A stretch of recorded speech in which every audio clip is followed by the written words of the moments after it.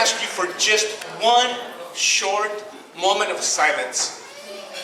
We lost a young man, a son, not only to a really good friend of our family, but a good friend of the community, a son to two good people, especially, as you know, Shirley Trevino and Ralph Marquez. They lost their son just recently, and his name is Rafael Gordo Marquez.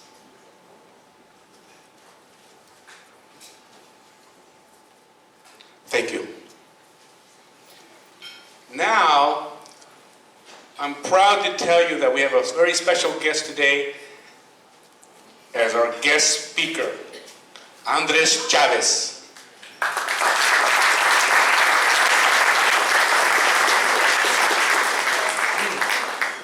Good morning, everybody. How's everybody doing? Good. Good. Well, in the tradition of the farm worker movement, I think it's only fitting, even though the program's already begun, that we get a nice farm workers clap. And so, if everybody will help me do that, we have a nice packed house. Let's make it nice and loud. You ready?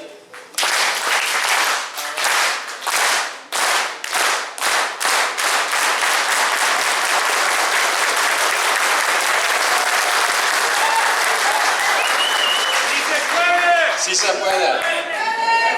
You know, before I begin my brief remarks, I just want to thank and acknowledge a few people with us today.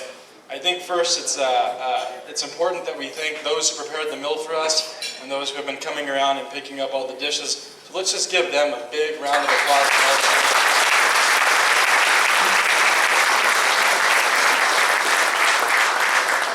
And then I also want to thank Sally Armendariz. Where are you at, Sally? Sally made initial contact, and so let's just give her another big round of applause. And I know there's a lot of supporters in here, but we have one very special supporter who I've grown up with throughout the years, and that's Mr. Max Martinez. Max is he's always been there for us. So let's give him a big round of applause. And I want to take a little bit of time to acknowledge Senator Bill Monning and his wife Dana. They met within the farm worker movement, which I just met today, but Senator, thank you for all your support throughout the years and your fighting for me.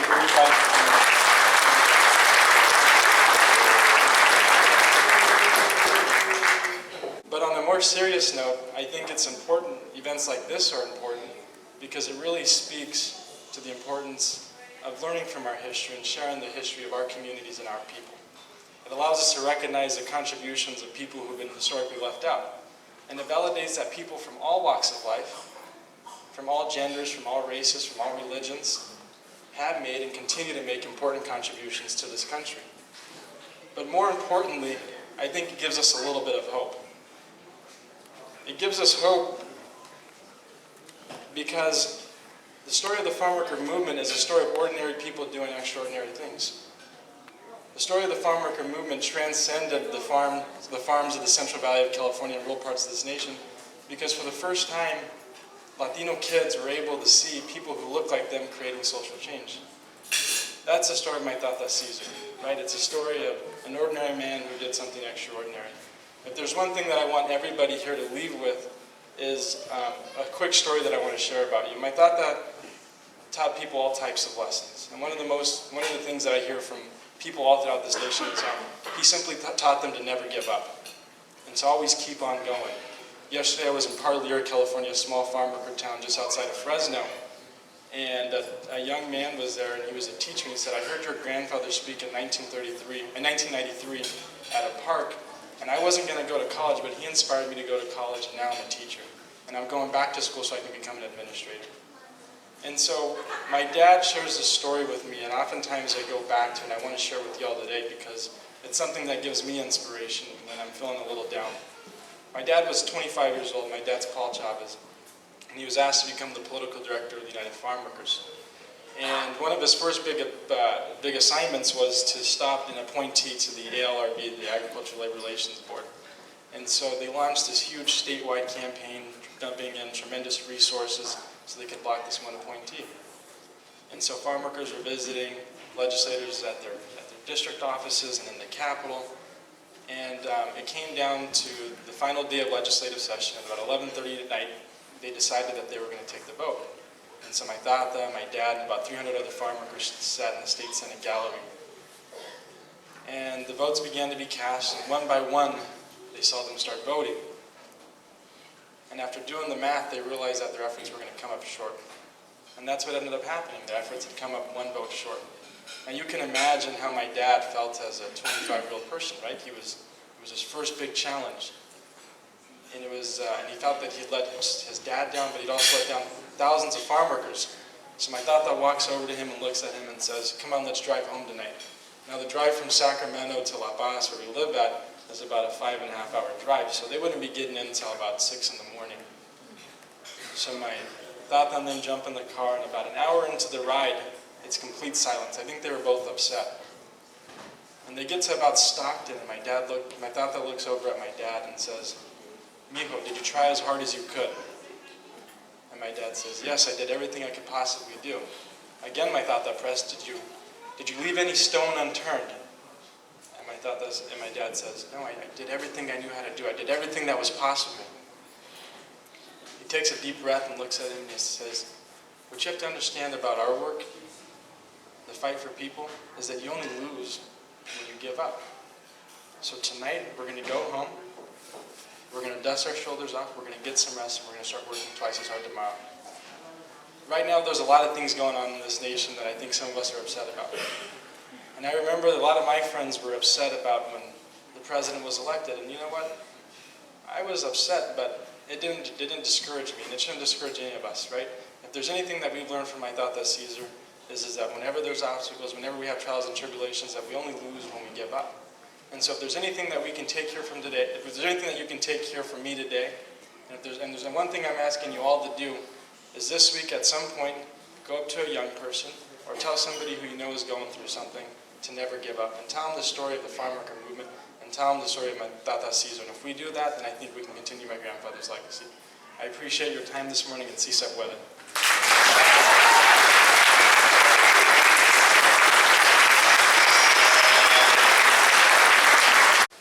So I am very proud, and we are very lucky to have him as our Senator, Senator Bill Monty. And Dana and I also just want to share our condolences with the Trevino Marquez family. I know we all feel their presence and spirit here today, and we send our condolences, and we know that Gordo's spirit will live strong with everyone here today. Real quickly, I just want to share one Cesar story. I went from Berkeley down to the 73 grape strike in Delano, and then nobody knew what to do with me in Delano. They said, "You should go up to La Paz and work with the legal department." It was before I'd gone to law school. So I drove my little VW Bug up the mountain to La Paz. I said, "Where's the legal department?" They said, "Oh, that's in the morgue. It's the cool place." So I went down there and met Jerry Cohen, who many of you know, and it was a hell of a summer. 3,000 arrests, 2 workers were killed. Our job in the legal department was to get people out of jail. Cesar said, "Get the impounded cars out first, then get the people out. We need the cars." And I was there shortly after the killing of Naji Daifula, who was killed by Kern County sheriffs. Nobody faced justice for that. And then Juan de la Cruz was shot on a picket line. 3 young men in a pickup truck, one of them shot him through the heart. Those 3 young men were arrested. They were never charged because the Kern County District Attorney said, "Well, we don't know which one pulled the trigger, so we really can't charge anybody." They didn't know about the felony murder rule. So Jerry introduced me to Cesar. My first meeting with him, he said, "Do you speak Spanish?" I said, "Un poquito." He said, "Well, you better learn if you're going to work with us." And then the next day I was going down to Lamont and Arvin to interview witnesses of the killing of Naji Daifula. So that night I stayed up all night in this bunk bed with my Spanish book trying to learn Spanish by the next morning. And I have to say I didn't really master it that night. But then we were down in Lamont and Arvin working and talking to witnesses to Naji's killing when Juan de la Cruz was killed. and there was people that had been working all summer. They'd been on the picket lines. They'd been arrested, and there were young people working in the Lamont UFW office, and they had had it, and they were talking about going out and getting justice, and they were talking about maybe in the night burning some of the grower sheds and getting some vengeance. And Cesar got word of that, and he came down to the Lamont field office, and it was hot. I don't think there was air conditioning, or if there was, it was broken, and it had been a tough, tough summer. And Cesar came in, and people were just revved up. They were done. They were going to go out and get even. And he said, he just took the momentum, and he said, your anger is so righteous. I agree with you. You know, take some gas out of my car to fill your Molotov cocktails. He said, but then remember, you will have the legacy of destroying our union.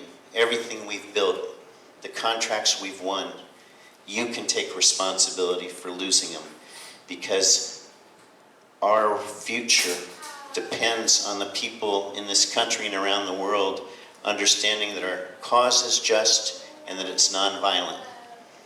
So go for it, and we're going to remember you as the ones who destroyed our movement.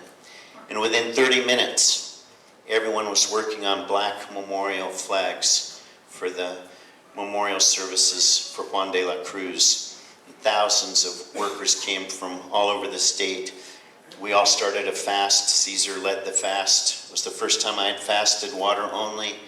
And that march from the cemetery in Arvin back into Lamont, there was tens of thousands of people, helicopters, and there was not a single arrest. There was no violence. It was a commitment to a bigger cause, the cause of nonviolence. And that's just one of the lessons that we learned from Cesar.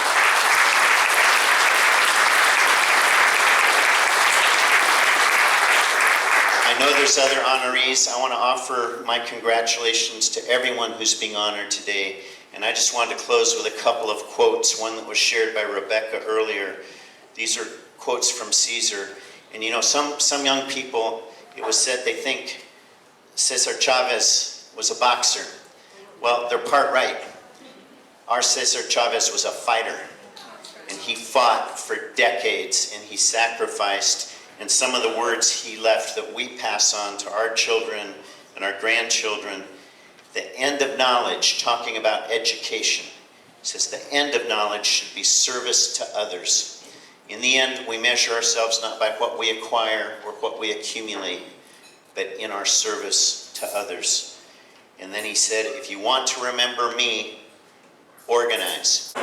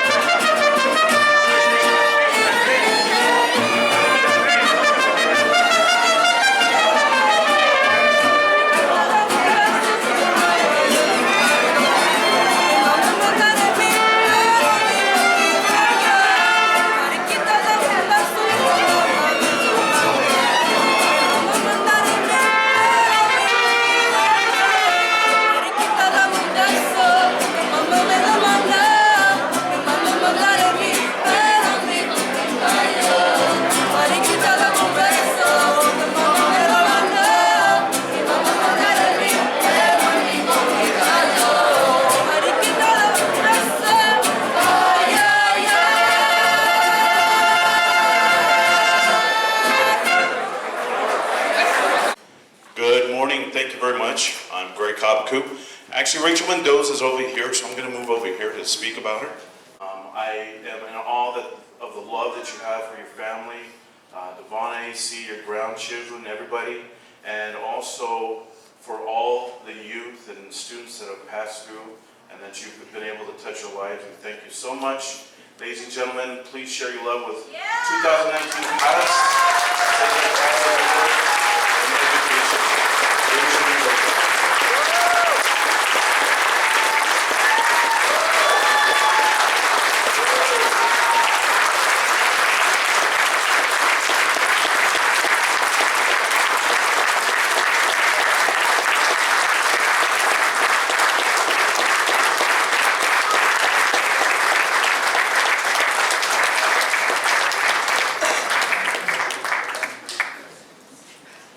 I just want to thank you all very much. I'm very honored.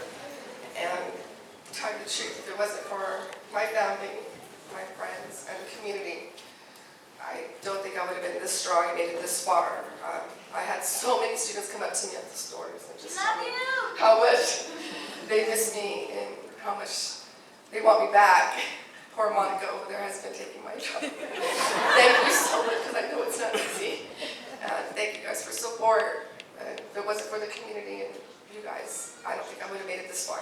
The truth. Thank you.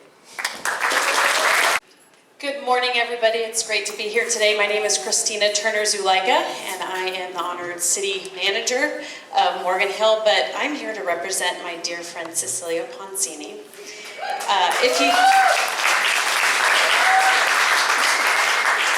I think almost everybody here knows Cecilia Ponzini. We are so blessed in South County to know her, and that includes Gilroy, San Martin, and Morgan Hill. And as you'll hear about in a moment, she also is reaching San Jose as well.